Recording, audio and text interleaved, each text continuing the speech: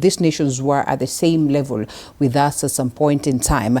But also to act the devil's advocate is that the president has constantly highlighted what it is that his government has achieved. Perhaps then he saw no need or no point of doing that yesterday. But because they are representatives and believers of this government here, I think I'll allow for them to respond to that. A vision so beautiful, without discipline and without constitutionalism, that the president also highlights in his speech is pointless. And therefore, Karaoke, I come to you. What do you make of the address yesterday? What is it about?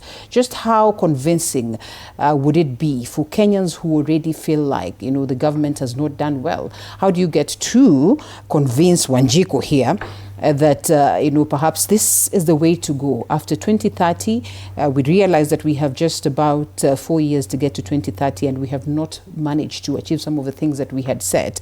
But all in all, we must plan for tomorrow. And when we talk about even 2060 or his plan moving forward, it is likely not about him, because if he is to stay in power, it would be another 5 years and he's out, and he's left this for another reign to push it. What would you make of that? Well, I guess, like many of us have observed, the speech was timely. Okay. A few years to the next election, and now a few years to the end of the Vision 2030, as we anticipated, is coming to a close.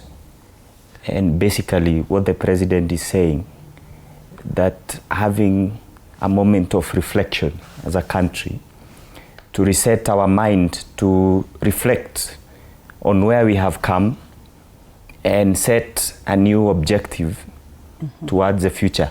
There is a very wrong impression that I see the opposition in a section of the media.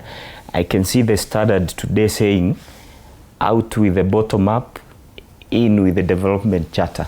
And it's critical that we ask those questions. Yes, I think what people need to understand is that the Vision 2030 was a long-term plan. It was not a manifesto for any one government.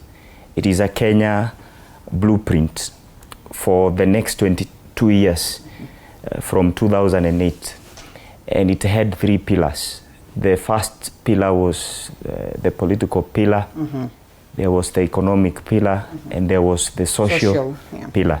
In the political pillar, just 2 years after it was done by the Economic Council, we got the new constitution. And this new constitution was supposed to guide us on the other social and economic pillars. And President Ruto's administration is synonymous with championing economic rights for the people of Kenya. So the president majorly focused on the economic charter. In this economic charter, he drew a manifesto, the bottom up, the better manifesto, that is supposed to address the economic plight of the people of Kenya. So in that one, that is where now the bottom-up economic model came in. It is a journey towards achieving a long-term plan, the Vision 2030. And the president has not moved off the grid from the bottom-up economic agenda. It is why, and if you read the better plan, we call it the plan, you'll actually see some of the interventions that is made. For instance, the Sovereign Wealth Fund that is supposed to deliver on infrastructure. You will see some of the actionable points that he read in the speech yesterday. And you will also see certain clauses like the financial inclusion, which means that today there is billions of money that have been dispersed as it was promised in the manifesto for business development. Nyota Fund and all these kind of funds that were created. And the president is not doing something new. He's just moving on with the plan that we set out. Lastly, on that point, it is also important for Kenyans to know that the government of William Ruto, or the administration of William Ruto, in 2022 came in at a time when the economy was doing very badly. I had my colleague say it's growing at 4%. I want to correct her. The economy is growing at a rate of 5.6%.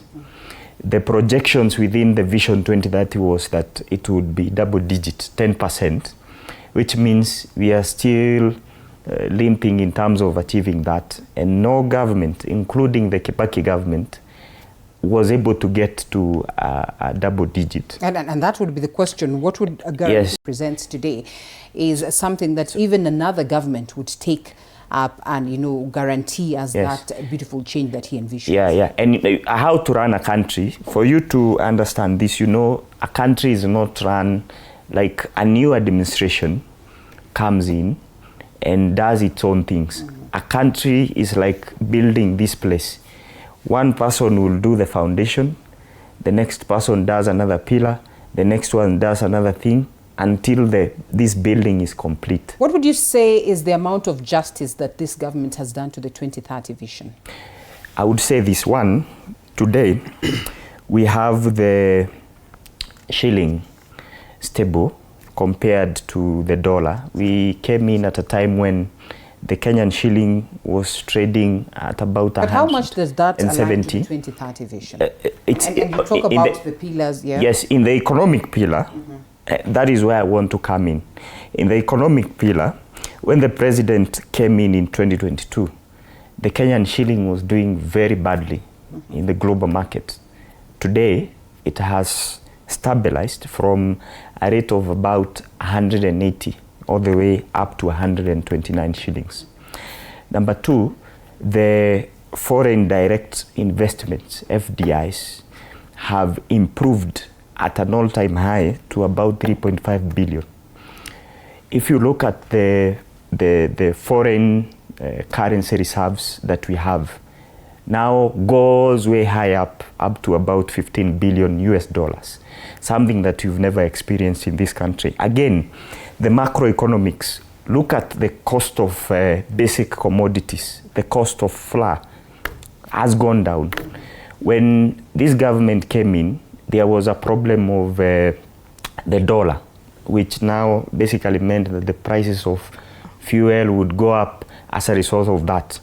Of course, there are other issues that are beyond our control that have impacted the fuel prices, which is a global issue. But in terms of the government stabilizing the economy, inflation is down from almost 8.9% to about 5%. That's 3% downward. Ngunjiri, So you know, that is concern would be, why is it that we talk about a magical transformation in terms of where we are, you know, as per the economy and our finances, that we have stabilized, yet this is not being felt direct, you know, by the common mwananchi, because that's the essence of having a stable economy. If this is not going to be felt by the common mwananchi, then there's a gap here that we are not addressing. But I will allow you to respond to that after we get the next gentleman coming in, you know, for the same.